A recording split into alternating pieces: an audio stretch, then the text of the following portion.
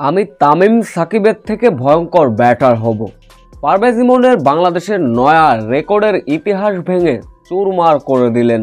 জয়ের পরে বাংলাদেশের মান সম্মান বাড়িয়ে যা বলেছিলেন পারভেজ ইমন। বিস্তারিত জানতে ভিডিওটি না টেনে সম্পূর্ণ দেখার অনুরোধ রইল। এর আগে ওমানের বিপক্ষে দুর্দান্ত একটা সেঞ্চুরি করেছিলেন বাংলাদেশের এক সময়কার ড্যাশিং ওপেনার তামিম ইকবাল। সেই রেকর্ডে এবার ভাগ বসালেন আর এক ব্যাটার, বাংলাদেশের বাঁহাতি ব্যাটার পারভেজ ইমন। আরব আমিরাতের বিপক্ষে প্রথম টি-20তে আগে ব্যাটিং করতে নেমেছিল বাংলাদেশ, যেখানে পারভেজ ইমন মাত্র 28 বলে 50 তুলে নেন। এরপরও 50-র পরও থেমে থাকেননি, রীতিমতো চালিয়েছিলেন ব্যাটিং তাণ্ডব, যার ফলে মাত্র 53 বলে দ্রুত রেকর্ড গড়ে সেঞ্চুরি করেন পারভেজ ইমন।